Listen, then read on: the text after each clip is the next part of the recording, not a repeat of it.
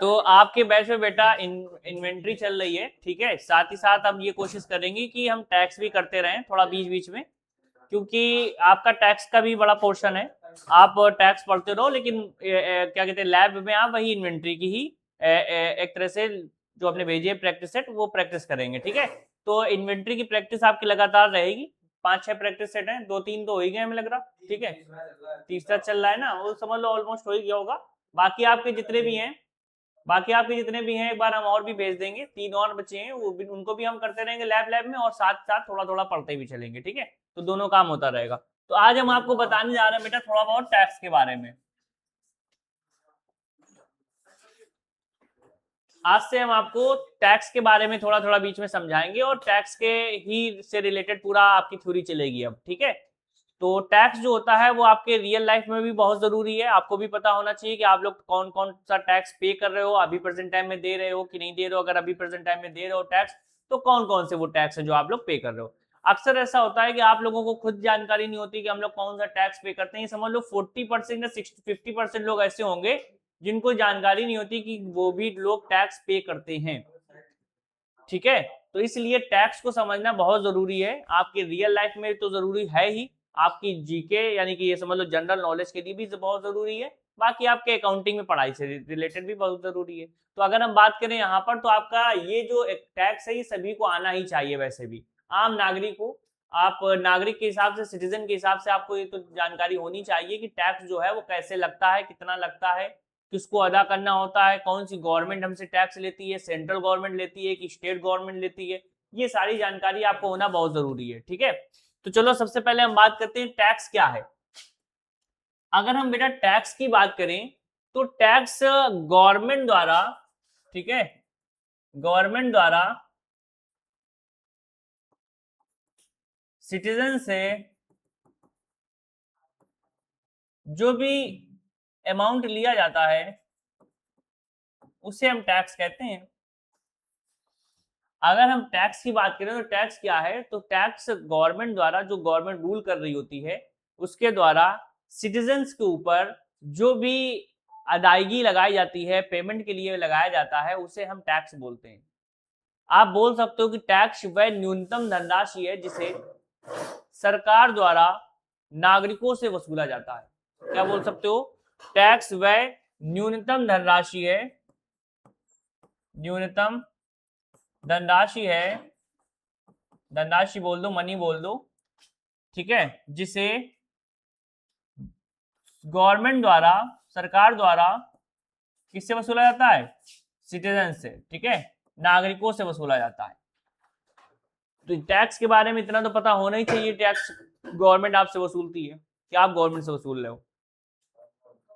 अच्छा, आपसे अगर गवर्नमेंट टैक्स वसूल रही है तो उसके बदले में क्या कुछ कर रही है आपके लिए? क्या? रोड बना रही है।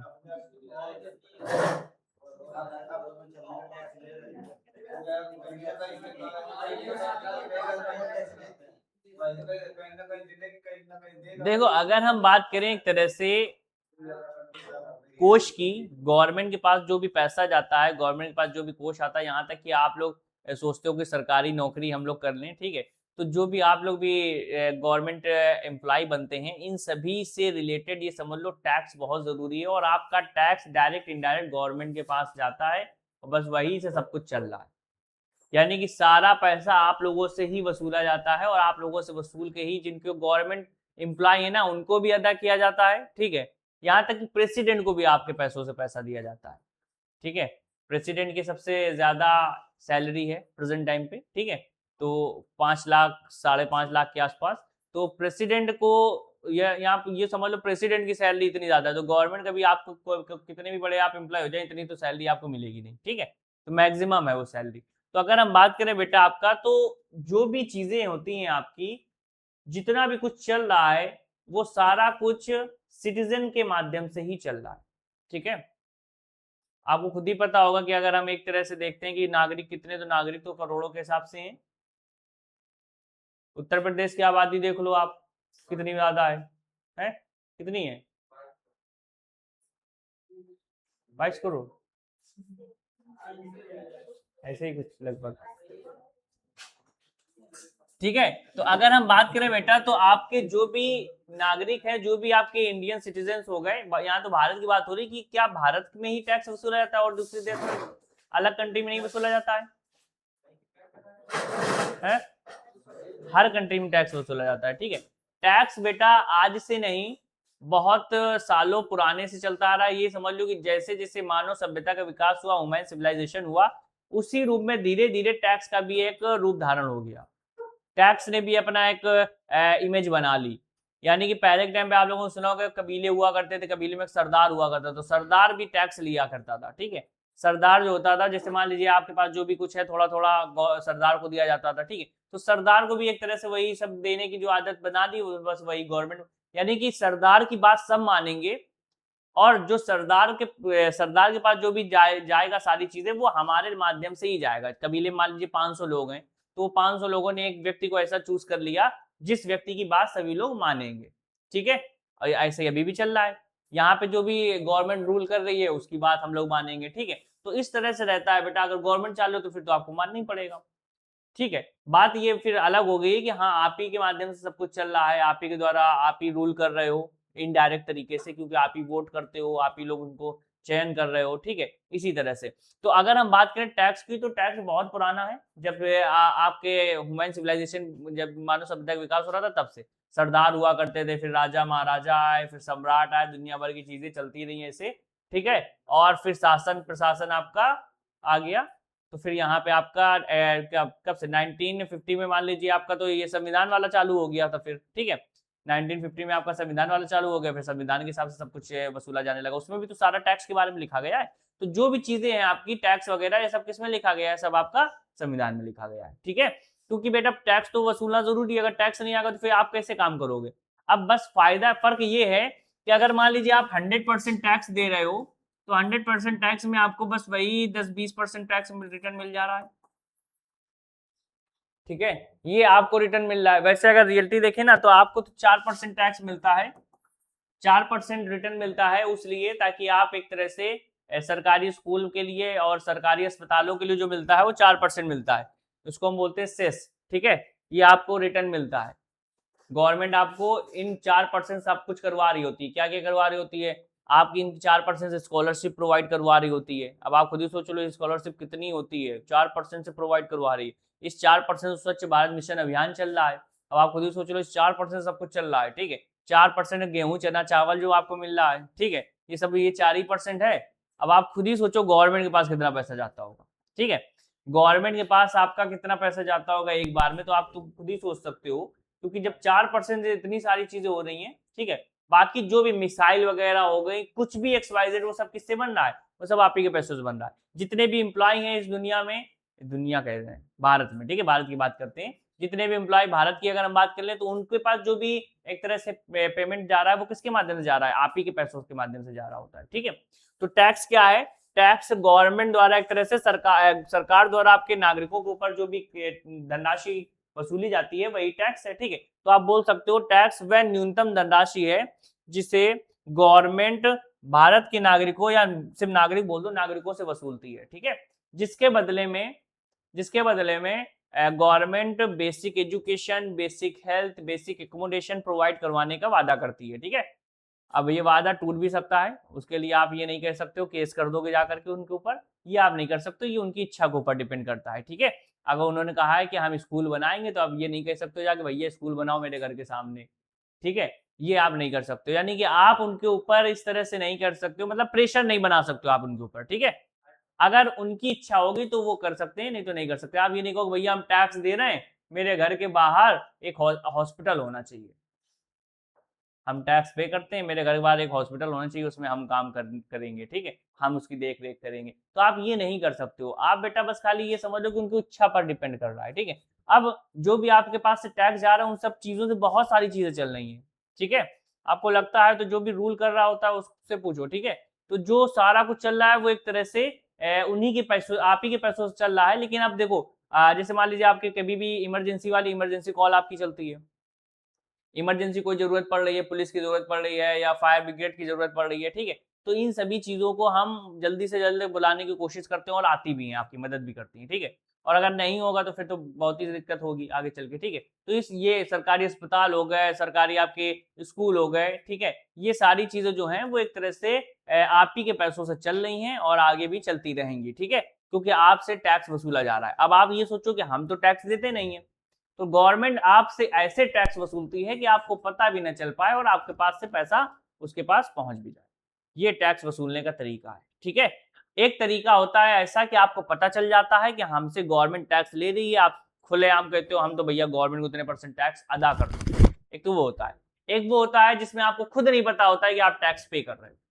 जैसे अभी अगर हम प्रेजेंट टाइम की बात करें तो अभी आप लोग तो कोई गवर्नमेंट एम्प्लॉय तो है ही नहीं, ठीक है, या आपकी अर्निंग 4 लाख से ज्यादा तो है ही नहीं साल की, नहीं है ना। तो आप अभी प्रेजेंट टाइम पे आपको नहीं पता है कि आप लोग भी टैक्स पे कर रहे हो, लेकिन अगर इतनी पहुंच जाएगी तो आपको रियल में पता चल जाएगा कि आप इतने रुपए टैक्स गवर्नमेंट को पे कर रहे हो, क्योंकि वो डायरेक्ट हो जाएगा, आपका कनेक्शन सीधे डायरेक्ट बन जाएगा, डायरेक्ट गवर्नमेंट से बन जाएगा। तब आपको बिल्कुल क्लियर पता चल जाएगा कि हमारा पैसा गवर्नमेंट के पास जाता है, ठीक है। अगर आप एक गवर्नमेंट एम्प्लॉय बन जाएंगे तो आपके हर महीने TDS कटेगा, टैक्स डिडक्टेड एट सोर्स, ठीक है, लेकिन उतना रुपया बन रहा हो एक साल में 4 लाख के आसपास, ठीक है। अगर आपका एक साल में 4 लाख और 75,000 पे तो छूटे, मान लो 4,75,000 बन रहा हूँ, 4,75,000 एक अगर बन गया ना, मतलब 4,75,000 एक रुपया भी अगर बन गया तो उस एक रुपये पे 5% टैक्स लग जाएगा, ठीक है। तो ये तरीका रहता है। तो आपके पास जैसे मान लो 4 लाख है तो 4 लाख पर तो कोई टैक्स नहीं लगता है, और प्रेजेंट टाइम में 75,000 रुपए की छूट भी दे रखी है, स्टैंडर्ड डिडक्शन जो बोलते हैं, यानी 4,75,000 तक एक रुपए भी नहीं, एक रुपए टैक्स भी आपको नहीं पे करना है, ठीक है। लेकिन जैसे ही आप 4,75,000 एक कर दोगे तो आपके ऊपर एक रुपए पर टैक्स लगेगा। अब समझो एक रुपए की कीमत, ठीक है। जैसे आप लोग देखते हो कई बार मोबाइल फोन के रेट लिखे होते हैं 9,999, एक रुपए, इसी वजह से एक रुपए से बेटा टैक्स बहुत बढ़ जाता है। आप जितने भी रिचार्ज देखते हो प्रीपेड रिचार्ज मोबाइल फोन में ऐसे चलते हैं, 239, 999, 899 ऐसे चलते हैं ना, 200 चलता नहीं है, 900 चलता नहीं है, सीधे सीधे आपका इसी तरह से चलता है कि 800 का कर दिया या 100 का कर दिया, ऐसा तो चलता नहीं है, एक रुपए कम रहते हैं, ठीक है। तो वो एक रुपए इसी वजह से, टैक्स की वजह से। तो ज्यादातर ये आपका एक रुपए जो होता है वो इस एक रुपए से बेटा आपके ऊपर टैक्स लग सकता है और नहीं भी लग सकता है। अब आप खुद ही सोचो, आप मान लीजिए 4 लाख रुपए अगर कमा रहे हो, 4 लाख अगर आप कमा रहे हो तो आप टैक्स की कैटेगरी में आ जाओगे, और 4 लाख से अगर आप एक रुपए कम कमा रहे हो तो आप टैक्स की कैटेगरी में नहीं आओगे, ठीक है। ये तरीका होता है, समझ लो, एक रुपए से आप टैक्स की कैटेगरी में आ जाओगे और एक रुपए से आप टैक्स की कैटेगरी में नहीं आओगे, ठीक है। चलो अच्छा, आप लोग सबसे पहले यहाँ पे ये समझ लो कि टैक्स तो समझ में आ गया हमें, टैक्स क्या है। टैक्स गवर्नमेंट द्वारा या टैक्स वह न्यूनतम धनराशि है जिसे गवर्नमेंट नागरिकों से वसूलती है, ठीक है, जिसके बदले में गवर्नमेंट हमें basic education, basic health, basic accommodation अपनी इच्छा अनुसार उपलब्ध करवा सकती है, अपनी इच्छा अनुसार, ठीक है। जैसी उसकी इच्छा होगी कि आपके घर के सामने अस्पताल बनना है कि नहीं बनना है, जरूरी नहीं कि नहीं बनाओ ही, ठीक है, आप ये नहीं कह सकते, उसकी इच्छा के ऊपर डिपेंड करता है। अब हम बात करते हैं बेटा टैक्स के यहाँ पे प्रकार की। तो टैक्स बेटा दो प्रकार के होते हैं, एक होता है आपका डायरेक्ट टैक्स और एक होता है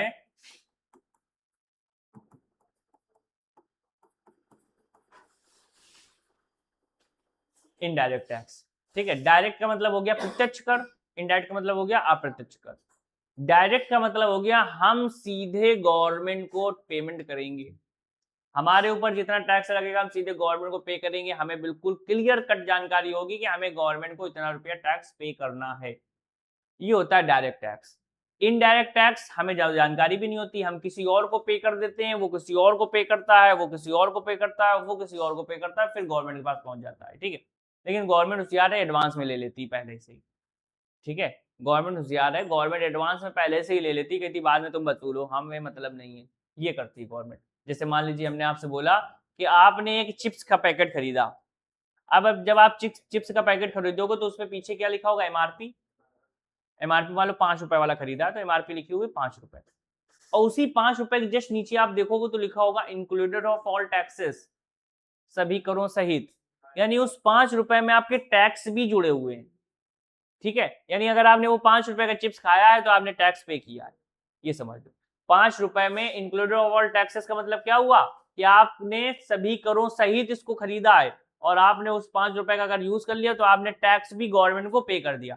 अब वो 5 रुपए तो आपने खा लिया, अब आपको लग रहा है हमके पैसे कैसे गए, तो बेटा पैसे गवर्नमेंट पहले ले चुकी है फैक्ट्री वालों से, ठीक है, फैक्ट्री वालों से पैसे पहले ही ले चुकी है। बाद में जब रिटर्न होता है फैक्ट्री वाले के पास तो फैक्ट्री से और लेती है, ठीक है, एडवांस में पहले ले लेती है।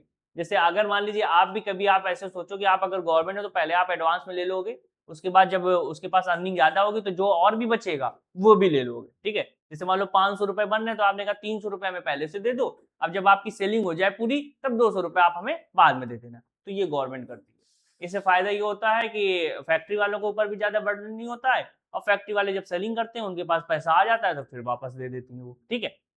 पूरा इस तरह से सिस्टम चल रहा है। तो आप लोग जो टैक्स अभी पे कर रहे हो, आप सभी लोग टैक्स पे करते हो, ठीक है, आप सभी लोग टैक्स पे करते हो, लेकिन वो टैक्स का नाम क्या है, इनडायरेक्ट टैक्स, ठीक है। आपने कुछ भी खरीदा एक्स वाई जेड, खरीदा तो होगा ही, ऐसा तो है नहीं कभी कुछ नहीं खरीदा, आपने कोई ना कुछ तो खरीदा ही होगा। तो जब आप कुछ भी खरीदोगे तो आप टैक्स पे कर दोगे, जैसे ही आप कुछ खरीदोगे आप टैक्स पे कर दोगे। जैसे मान लो यहाँ पे आप पढ़ रहे हो, ठीक है, अब यहीं पे मान लीजिए हम कहें आपसे कि सर्विस टैक्स लगता है हमारे ऊपर, जीएसटी लगती है, तो अगर मान लीजिए हमने कहा आपकी 500 रुपए फीस है तो उसमें जीएसटी यानी टैक्स भी जुड़ा हुआ है, तो उसका मतलब ये है कि आप लोग टैक्स पे कर रहे हो, यहाँ पे पढ़ रहे हो तो भी टैक्स पे कर रहे हो, ठीक है। इसी तरह से आप कोई कॉलेज में जा रहे हैं वहां पढ़ रहे हैं तो वहां पे भी आप टैक्स पे कर रहे हो, फीस आपसे फीस ली जा रही है, मतलब टैक्स कुल मिलाकर के बेटा आपके ऊपर लग रहा है। और बाकी जो दुकान वाले हैं वो एक तरह से गवर्नमेंट के एजेंट की तरह काम कर रहे हैं, है कि नहीं। टैक्स बेटा जो लगता है वो सिर्फ उन लोगों के ऊपर लगता है जो चीजों का लाभ लेता है, उनके ऊपर नहीं लगता जो लाभ प्रोवाइड करवा रहा होता है। जैसे अगर हम आपसे बोलें एक दुकान हमने डाली, मान लीजिए कन्फेक्शनरी शॉप डाली, परचून की दुकान डाली, तो इस परचून की दुकान में एक तरह से जो भी सामान आएगा और हम आपको बेचेंगे, ठीक है, तो टैक्स जो लगेगा वो आपके ऊपर लगेगा, हमें एक भी नहीं देने। गवर्नमेंट कहती है आप मत दो, आप तो बढ़िया व्यक्ति हो, आप तो हमें गवर्नमेंट लोगों से टैक्स वसूल करवाओगे, ठीक है। तो ये देखो एक चीज समझ लो कि जब भी आप कोई भी काम करते हो, ठीक है, उससे आपकी अर्निंग होती है और उससे आप गवर्नमेंट को टैक्स पे करते हो, तो ये मेन रियल में अगर देखा जाए तो ये भी एक तरह से देश सेवा है, ठीक है। तो गवर्नमेंट आपसे बोलती है भैया आप कमाओ खाली, ठीक है, जरूरी नहीं कि नहीं कहो नहीं हम आर्मी में ही जाएंगे उसके बाद तभी यही देश सेवा होगी मेरे लिए, ठीक है। और गवर्नमेंट आप कह रहे हो कि अग्निवीर में नहीं जाएंगे 4 साल वाले में, पैसे भी कम है, ठीक है। तो ये अगर आप ये सोचो तो ऐसा नहीं होता है। आप देश सेवा करना चाहते हो, आप खुद पैसा कमाओगे, देश सेवा होने लगेगी ऑटोमेटिक, ठीक है। आप खुद ही सोचो, आप ही के पैसों से बेटा जितने भी आर्मी वाले उनके पास पेमेंट जा रहा है अगर, तो इससे बढ़कर और क्या हो सकता है। लेकिन ये तभी जाएगा जब आप 4 लाख से ज्यादा कमाओगे, ठीक है। 4 लाख से ज्यादा कमाना है तो आप अपने हिसाब से भी सोचो, जरूरी नहीं कि आप ज्यादातर लोगों के माइंड में ये रहता नहीं गवर्नमेंट एम्प्लॉय बनेंगे, तो गवर्नमेंट एम्प्लॉय बनोगे तो उनके ऊपर एक बर्डन जाएगा कि इनको ट्रेनिंग में इतने रुपए खर्चा होगा, इतने रुपए इसमें खर्चा होगा, एक बर्डन ही है वो, ठीक है, जो आप सोचते हो। तो बाकी अभी जो प्रेजेंट टाइम पे है उनके पास पेमेंट जो जाएगा वो आप ही के थ्रू जाएगा, ठीक है। अब आपके थ्रू कैसे जाएगा ये हमने आपसे बता दिया कि आपको 4 लाख रुपए से ज्यादा साल में कमाने होंगे तब जाएगा आपके थ्रू, ठीक है। अब जब आपके चार, अभी देख लो, अब देखो टैक्स की चोरी तो सभी लोग करते हैं। जैसे मान लो आप 5 लाख रुपए अगर कमा रहे होगे तो कितने का वो इनकम सर्टिफिकेट बनवाओगे, तो भैया हम तो कम का बनवाएंगे, 60,000 का बनवा लेंगे, कौन गवर्नमेंट देखने आ रही, ठीक है। तो फिर तो ये चोरी हो गई, ठीक है, फिर ये अब देश सेवा नहीं हुई, फिर ये चोरी हुई सीधे सीधे। तो यहाँ पे अगर हम बात करें तो आप अभी भी करे हो, एक साल में 60,000 रुपए को इनकम सर्टिफिकेट बनाओ, 70,000 72,000 बस इतना ही बना होगा, ठीक है। लाख 2 लाख का बनाया है क्या, जबकि उसमें भी टैक्स नहीं लगता है, बस ये थोड़ी सेवाएं कम हो जाती हैं, गवर्नमेंट की सेवाएं कम हो जाती हैं, ठीक है। तो ब्लैक मनी आपने सुनी ना, ब्लैक मनी सिर्फ कहते हैं कि आप 5 लाख रुपए कमा रहे हो, गवर्नमेंट दिखा रहा हूँ 60,000 रुपए साल का कमा रहे हैं, बस हो गई ब्लैक मनी, ठीक है। इसी को बोलते हैं ब्लैक मनी। अब लोग ब्लैक मनी को व्हाइट मनी करने के लिए बहुत सारी चीजें अपनाते हैं, तो ये फिर देश सेवा में नहीं आएगा। मतलब आप सोचो कि नहीं ये तो हम बिजनेस के हिसाब से कर रहे हैं, अपनी खुद मेहनत कर रहे हैं, क्यों गवर्नमेंट को हिस्सा दें, तो फिर भाई वो फिर आपके देश सेवा में नहीं आएगा। अगर आप रियल में देश सेवा करना चाहते हो, अगर आप 5 लाख रुपए का चीज टर्नओवर मतलब इनकम आपकी 5 लाख रुपए है और आप एग्जैक्ट बिल्कुल 5 लाख दिखा रहे हो, तब वो है देश सेवा, ठीक है। तो अब 5 लाख पे अगर आप एग्जैक्ट दिखाओगे तो बेटा आपके ऊपर लगेगा टैक्स, ठीक है, और फिर वो आपको टैक्स पे भी करना पड़ेगा हर साल जितने भी आपका निकलेगी इनकम उसका आपको पे करना पड़ेगा, ठीक है। चलो अच्छा, यहाँ पे हम बात करें डायरेक्ट टैक्स क्या होती है। तो डायरेक्ट टैक्स वो टैक्स होता है जिसे सीधे हमारे द्वारा गवर्नमेंट को अदा किया जाता है, ठीक है, सीधे हमारे द्वारा गवर्नमेंट को अदा किया जाएगा। यहाँ पे कोई एजेंट वगैरह नहीं है, सीधे हमारे पैसे कटेंगे अकाउंट से और गवर्नमेंट के अकाउंट में पहुंच जाएगा, ये होता है बेटा डायरेक्ट टैक्स। इनडायरेक्ट टैक्स क्या होता है? इनडायरेक्ट टैक्स होता है हम किसी और को देंगे और वो किसी और को देगा, फिर वो किसी और को देगा, इस तरह से गवर्नमेंट के पास पहुंच जाएगा, ठीक है। तो इसको बोलते हैं हम इनडायरेक्ट टैक्स। इनडायरेक्ट टैक्स का मतलब हो गया हम डायरेक्ट गवर्नमेंट को पे नहीं करेंगे, बल्कि किसी थर्ड पार्टी के माध्यम से गवर्नमेंट को अदा करवाएंगे, इसको हम बोलते हैं इनडायरेक्ट टैक्स। चलो अच्छा हेडिंग डालो सबसे पहले आप लोग, टैक्स। टैक्स देखो, टैक्स वह न्यूनतम धनराशि है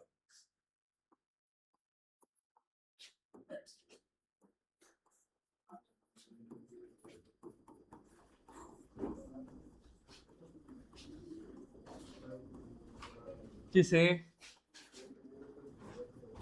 सरकार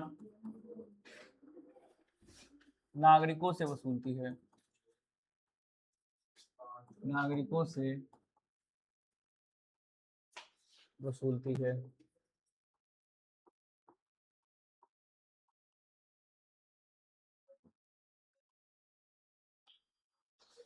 टैक्स वह न्यूनतम धनराशि है जिसे सरकार नागरिकों से वसूलती है,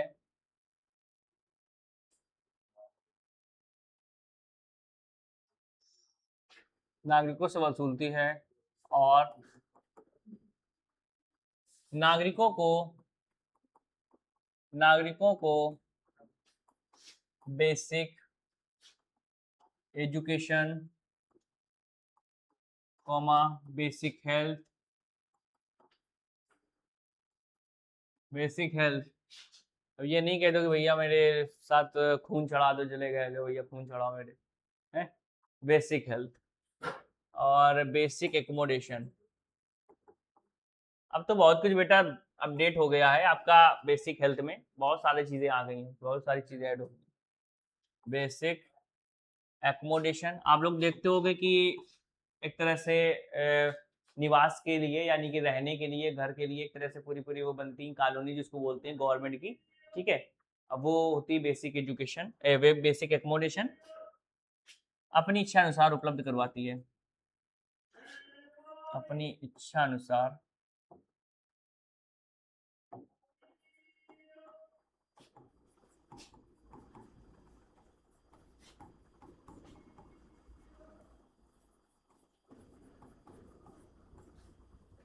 उपलब्ध करवाती है।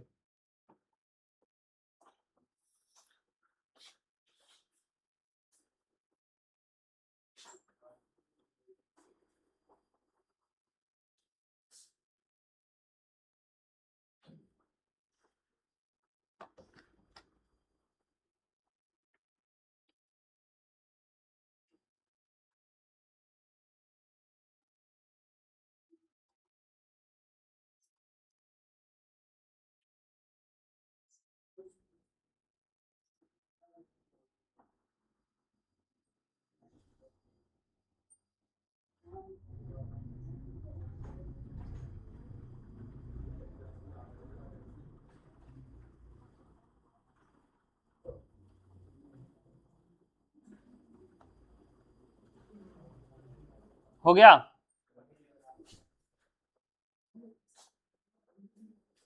इसका हेडिंग डाल लेना हिस्ट्री ऑफ टैक्स।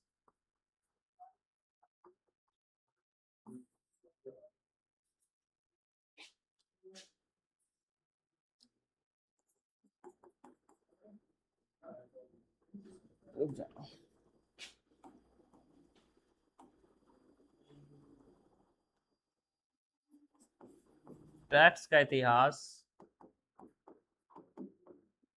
मानव सभ्यता के विकास से जुड़ा हुआ है, मानव सभ्यता के विकास से जुड़ा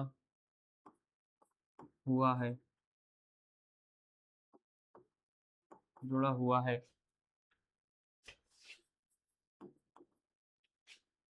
प्राचीन काल में ये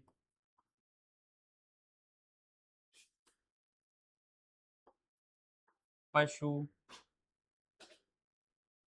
अनाज के रूप में वसूला जाता था, के रूप में वसूला वसूला जाता था। प्राचीन काल में ये अनाज और पशु के रूप में वसूला जाता था। चंद्रगुप्त मौर्य के समय में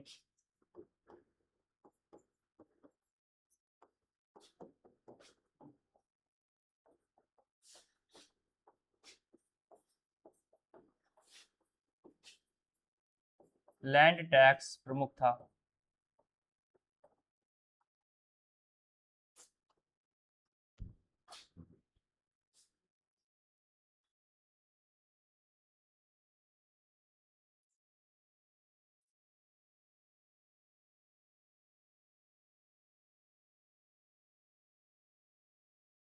पैराग्राफ चेंज करके लिख लेना।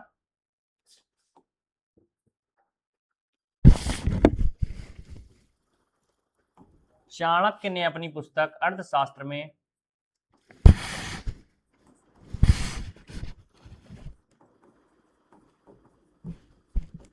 चाणक्य ने अपनी पुस्तक अर्थशास्त्र में टैक्स सिस्टम को विस्तार से समझाया।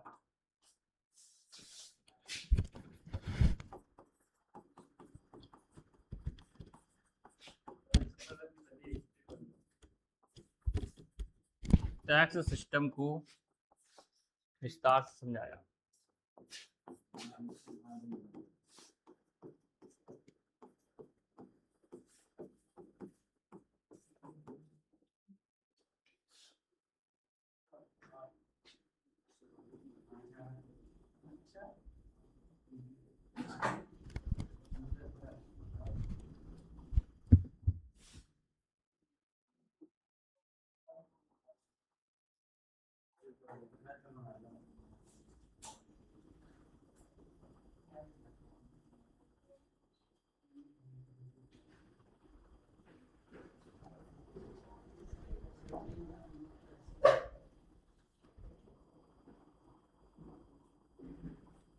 हो गया। अब हेडिंग डाल लेना types of tax. Types of tax ये नोट हो गया था ना सभी का? नहीं हुआ था?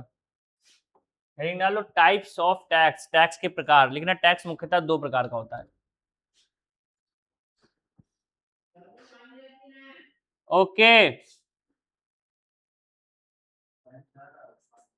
अरे कल टेलर दे दिया उसको इसलिए टैक्स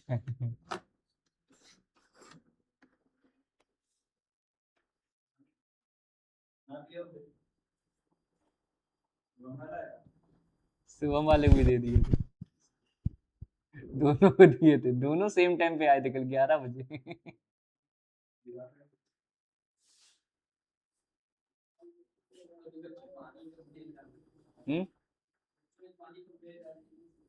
अब अरे अब वो कुछ दिन सही चलेगा बस, खाली फिर वही हरकत करने लगता। पहले 7 बजे लग जाया करता समझ। पहले हम नहीं आ पाते थे, कोचिंग बाहर कैंपर रखा मिलता था हमें, ऐसा था। और वो फिर धीरे धीरे उसने टाइम बढ़ाता गया, वो 11-12 बजे आने लगा धीरे धीरे। ये कर दिया उसने। पहले इधर पे सप्लाई थी ना उसकी, इसलिए वो टाइम से आ जाया करता था। अब सप्लाई है ही नहीं। जब और दूसरी जगह जाता है तब इधर से देने आ जाता है। पहले यहाँ सब देता था पूरे इतने। हो गया ये। टाइप्स ऑफ टैक्स डाल दिया। लिखो टैक्स मुख्यतः दो प्रकार का होता है। ये ग्राफ बना लो। रुक जाना एक सेकंड। टैक्स दो प्रकार का होता है। ये बना लो आप लोग। डायरेक्ट टैक्स यानी प्रत्यक्ष कर, और इनडायरेक्ट टैक्स यानी कि अप्रत्यक्ष कर।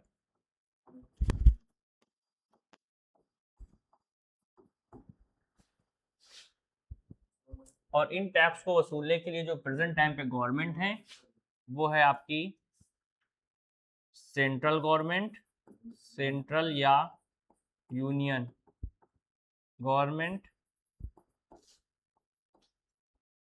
ठीक है, स्टेट गवर्नमेंट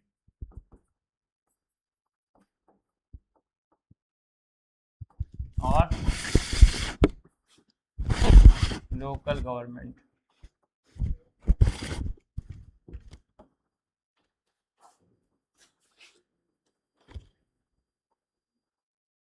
स्टेट गवर्नमेंट जो वसूलती है उसको हम बोलते हैं सेंट्रल या स्टेट या यूनियन टैक्स, सेंट्रल या यूनियन टैक्स, ठीक है। स्टेट गवर्नमेंट जो वसूलती है उसको हम बोलते हैं स्टेट टैक्स, लोकल गवर्नमेंट जो बोलती है उसको हम बोलते हैं लोकल टैक्स।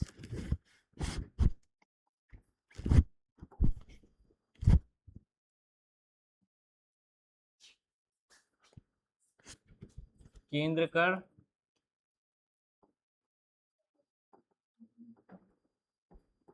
राज्य कर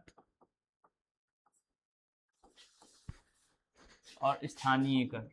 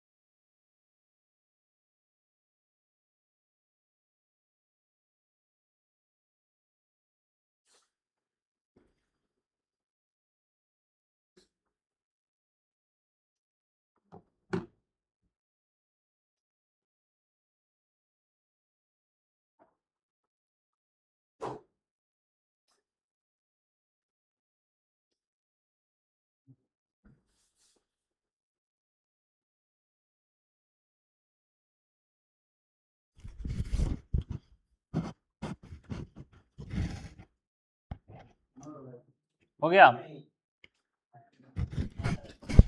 हेडिंग डालना डायरेक्ट टैक्स।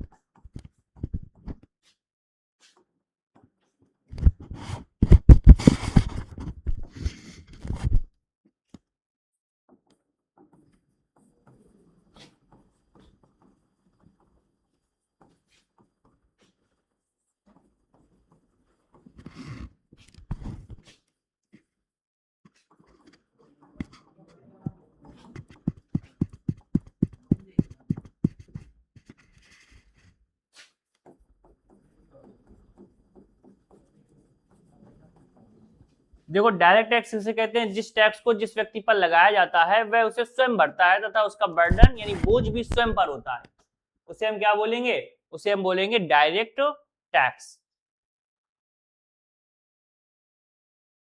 इन्वर्टेड कॉमा में चाहे शॉर्ट में लिख लेना, यह जिस व्यक्ति पर लगता है उसे ही अदा करना होता है, ये जिस व्यक्ति पर लगता है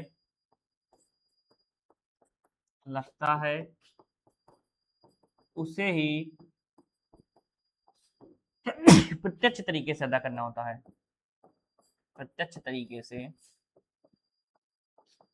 अदा करना होता है।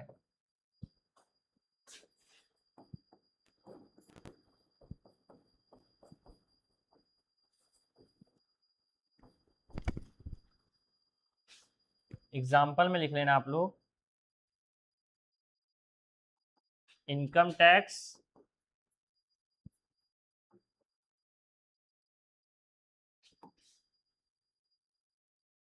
कॉर्पोरेट टैक्स,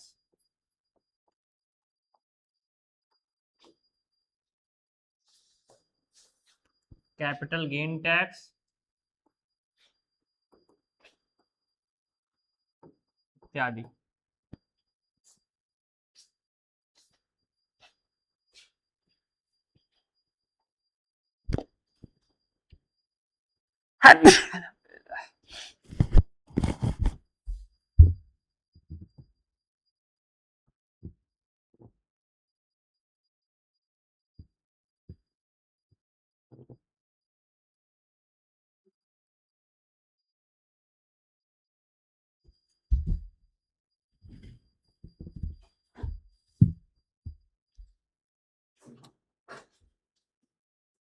हो गया। अगली हेडिंग डाल लो इनडायरेक्ट टैक्स।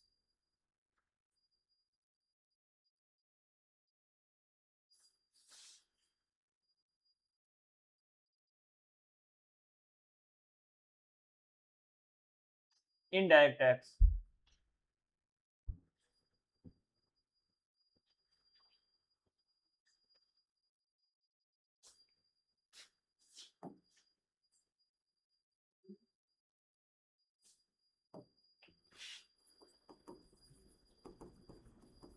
इनडायरेक्ट टैक्स जिस टैक्स को,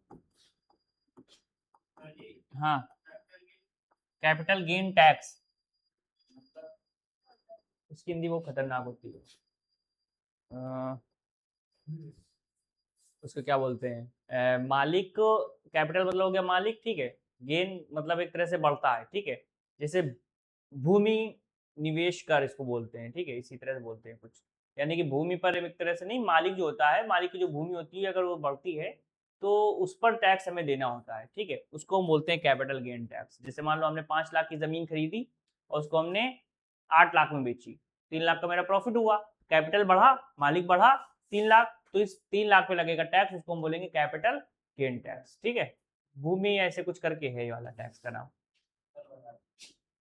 हाँ अभी बता देंगे, क्या टेंशन लियो, अभी ध्यान आ जाएगा तो बता देंगे।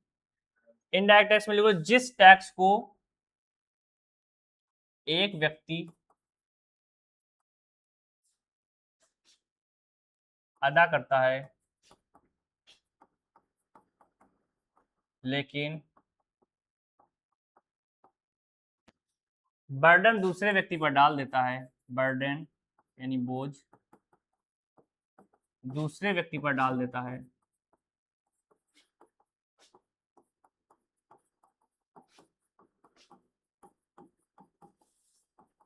उसे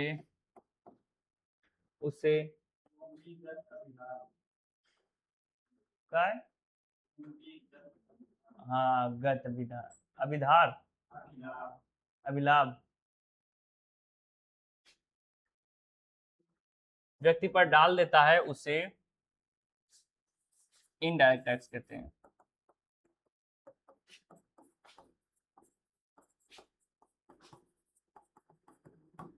ठीक है, कॉर्पोरेट टैक्स को बोलते हैं निगम कर, कॉर्पोरेट टैक्स को निगम कर। इनकम टैक्स तो जानते हो, आयकर, आयकर, निगम कर, और ये पूंजीगत लाभ, पूंजीगत लाभ भी कह सकते हो, कोई दिक्कत नहीं इसमें।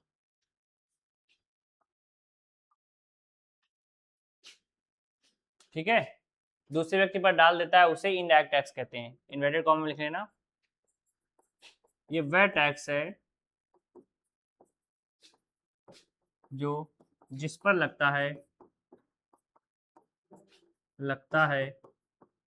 वह किसी थर्ड पार्टी के माध्यम से, वह किसी थर्ड पार्टी के माध्यम से अदा करवाता है, वह किसी थर्ड पार्टी के माध्यम से अदा करवाता है, के माध्यम से अदा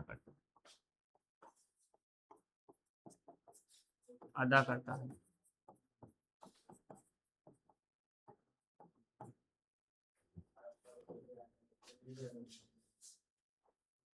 बताओ कोई ऐसा टैक्स है जिसे आप जानते हो कि आप डायरेक्ट ना दो गवर्नमेंट को, सीधे आप गवर्नमेंट को ना दो, आप किसी एजेंट को दो, ठीक है, आपने ऐसा टैक्स पे किया, वो किसी और को पे करेगा, फिर वो गवर्नमेंट के पास जाएगा, ऐसा चलेगा। जीएसटी, बीमा तो इंश्योरेंस हो गया बेटा, टैक्स थोड़ी नहीं। एग्जाम्पल में लिख लो आप लोग, जीएसटी, वैट, एक्साइज इत्यादि। GST goods and service tax होता है, वैट वैल्यू एडेड टैक्स होता है, एक्साइज टैक्स यानी कि निर्मित कर, एक तरह से एक्साइज टैक्स जो होता है वो मैन्युफैक्चरिंग टैक्स होता है, यानी उत्पादन कर बोल सकते हो आप इसको, इसको बोलोगे वैल्यू एडेड टैक्स, मूल्य वर्धित कर, इसको बोलोगे GST goods and service tax, वस्तु एवं सेवा कर।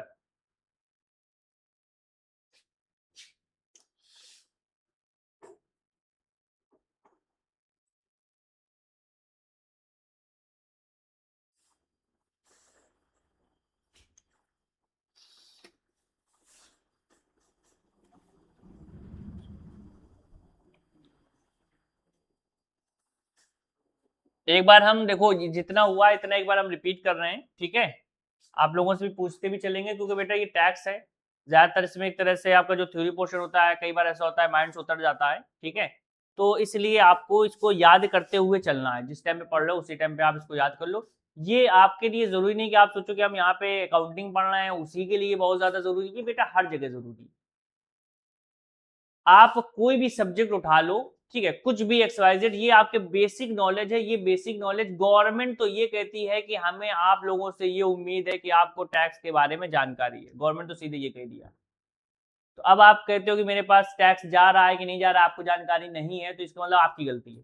गवर्नमेंट ने तो सीधा ये कह दिया कि गवर्नमेंट आपसे ये समझती है कि आपको पूरे टैक्स की जानकारी है, आप कैसे टैक्स पे करते हो, किस तरह से टैक्स जाता है, ये आपको सारी जानकारी है।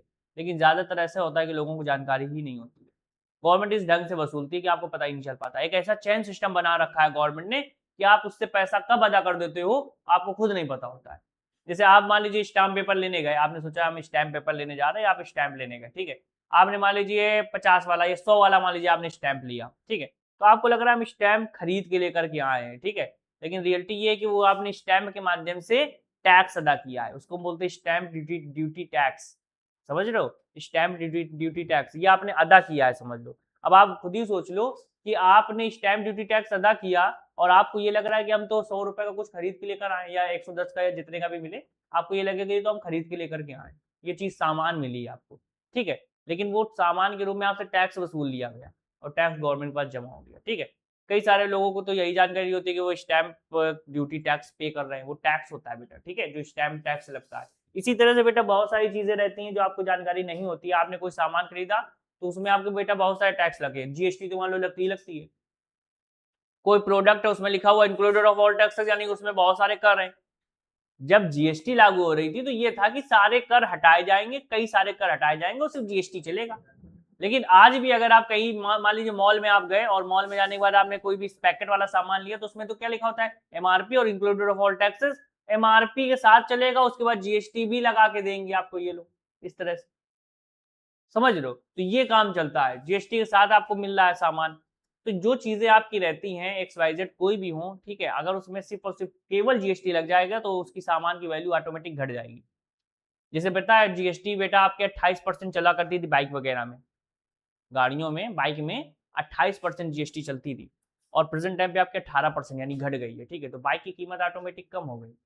आपने मान लीजिए अभी, क्योंकि ये अभी लागू हुआ है आपका 1 साल पहले, ठीक है। आपने मान लीजिए 2022 में जो गाड़ी खरीदी है उसकी 2023-24 में कीमत 10,000 रुपए घट गई, इतना हुआ, ठीक है। तो बाइक वगैरह की कीमत काफी घट गई। इसी तरह से बहुत सारी चीजों की कीमतें घटी हैं, लेकिन ये एक चीज एक जगह पे कीमत बढ़ भी गई। जिन टैक्स जो भी चीजों पे 12% टैक्स लगा करता था उस पर टैक्स 18% लगने लगा। तो यहाँ पे बढ़ाया, वहां पे घटाया, यानी जो महंगी चीजें हैं उस पर कम हो गया। और जो आपकी जैसे कपड़े वगैरह पे 12% टैक्स लगा करता था, ठीक है, अब वो आपका कितना कर दिया गया, 18% कर दिया गया, ठीक है। खाने वाली चीजों पे तो अभी मान लीजिए अभी 5% लग रहा है, ठीक है, और कुछ चीजों पे नहीं भी लग रहा है। सिगरेट पे बेटा 40% लगा दिया गया। आपका 40% का टैक्स दर लगाया गया है, नया लेटेस्ट वाला, पहले नहीं चलता था 40%, मैक्सिमम 28% था। 40% आपका सिर्फ और सिर्फ लगेगा ऐसी पदार्थों पे, ऐसी चीजों पे जो, हाँ, मादक पदार्थ है, ठीक है। जैसे कि आपकी सिगरेट वगैरह पे 40% लागू हो गया है, ठीक है। मसाला वगैरह पे देखते हो महंगा हो गया है ना, है मैं नहीं महंगा हुआ है, बहुत महंगा हो गया है। बस महंगा हो गया तो इसी वजह से महंगा, वो उसमें टैक्स लग गया है, ठीक है। सिगरेट वगैरह महंगी हो गई है, क्यों? ये देखो अभी सर को पता है, अभी सर का साथ ही नहीं आया, वो तुरंत बताता सर ये वाली इतने की हो गई, पहले इतने की मिला करती थी, ये वाली इतने की हो गई, इतने की मिला करती थी, है 2.5 वाली 5 की हो गई। ठीक है। तो जो भी चीजें हैं वो एक तरह से टैक्स जो भी है वो आपका इन चीजों पे 40% लगा दिया गया है। और कुछ ऐसे इंजन, अच्छी इंजन वाली जो गाड़ियां हैं, कुछ सीसी के हिसाब से दिया था, इतना ध्यान नहीं है अभी फिलहाल, उन पे भी आपका 40% है, ठीक है। महंगी कार अगर आप परचेज करोगे तो उस पर 40% का टैक्स लगेगा। नॉर्मल बेसिक कार होगी, ठीक है, उन पे आपका 18%, 18, हाँ 18% लग रहेगा, ठीक है। तो ये आपका है 40% लगेगा उन चीजों पर जो लग्जरी चीजें हैं, ठीक है। ज्यादा लग्जरी, जैसे एसी पहले लग्जरी में आया करती थी बेटा, 28% लगता था, अब उसमें 18% कर दिया गया। ठीक है, क्योंकि कह रहे हैं भैया आप गरीब से गरीब लोग लगवा रहे हैं एसी, जरूरत पड़ रही है तो अब कम करो इसके ऊपर टैक्स। ठीक है, तो अब 18% उसमें टैक्स लगा दिया गया है। बाकी आपकी जो गाड़ियां हैं, कार वगैरह जो है, उसमें कई सारी ऐसी कार हैं जिसमें अभी 18% कर दिया गया 28 से। लेकिन जो महंगी कार है, जैसे आपकी BMW टाइप की हो गई, ठीक है, रोल्स रॉयस हो गई, और लैम्बोर्गिनी हो गई, फरारी हो गई, ठीक है, तो इन सभी चीजों पे आपका 28% लग रहा है। ठीक है, बाकी देखो आपका जो भी टैक्स का बकाया है, जो भी बचा है अभी, उसमें जैसे गवर्नमेंट वगैरह के बारे में मैंने लिखवाया था, इनके बारे में हम कल बताएंगे, लेकिन अभी फिलहाल थोड़ा सा जो हमने लिखवाया उसके बारे में पूछ लेते हैं। सबसे पहले आप हमें ये बताइए, टैक्स किसे कहेंगे? टैक्स किसे कहेंगे? अगर आपसे कोई पूछ ले बताइए टैक्स क्या है, तो क्या बताओगे आप लोग? हमारे द्वारा? ठीक है, वेरी गुड। गवर्नमेंट द्वारा जो नागरिकों से धनराशि वसूली जाती है उसे हम टैक्स कहते हैं। गवर्नमेंट द्वारा जो नागरिकों से धनराशि वसूली जाती है उसे हम टैक्स कहते हैं। अगर आपके टैक्स के बारे में पूछा जाए टैक्स कब से चल रहा है, तो आप क्या बताओगे? जब से मानव सभ्यता का विकास हुआ, प्राचीन काल से, एंशिएंट पीरियड से चल रहा है।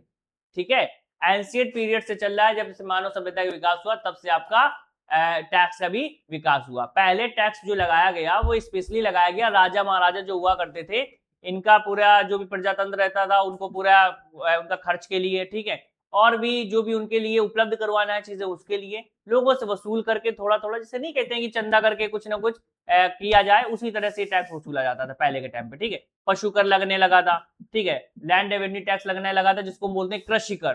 ठीक है, इसके बाद फिर थोड़ा सा आगे आए, जब आगे आए तो फिर आपका और भी कई सारे मतलब अपडेट हो गए थे, तो जैसे जजिया कर लगने लगा था। ठीक है, ये सारे टैक्स आपके लगने लगे। फिर इसके बाद फिर आपका ब्रिटिश शासन आई, ब्रिटिश शासन ने बहुत सारे टैक्स लगाए। आपने सुना होगा दांडी यात्रा निकाली गई थी गांधी जी ने, कौन सी निकाली थी? क्या उसको क्या बोलते थे, और भी कुछ कहते थे ना, नमक कानून तोड़ो आंदोलन था ना। तो नमक कानून तोड़ो आंदोलन का मतलब क्या था? है नमक पर टैक्स लगाया गया था ब्रिटिश शासन द्वारा। ठीक है, तो गांधी जी ने इसलिए निकाला था कि भैया नमक पर टैक्स हटाओ। ठीक है, लेकिन प्रेजेंट टाइम वाली गवर्नमेंट ऐसी है जो सब पे लगा देती है टैक्स, जाओ कर लो जो करना हो। ठीक है, तो नमक नमक पे टैक्स, नमक पर जो है टैक्स बेटा आपका डायरेक्ट तो नहीं लगता है, लेकिन हाँ मैन्युफैक्चरिंग पे लगता है। ठीक है, यानी आप अगर नमक परचेज करोगे पैकेट वाला तो इसका मतलब आप टैक्स पे कर रहे हो। ठीक है, और अगर आप नमक खुला परचेज कर रहे हो तो उस पर कोई टैक्स नहीं लगता है। इसी तरह से बेटा जो बेसिक दैनिक जीवन में जो चीजें जैसे दूध वगैरह हो गया, मिल्क हो गया आपका, और आपके क्या कहते हैं सब्जियां हो गई, बेसिक फ्रूट्स हो गए, इन पे टैक्स नहीं लगता है।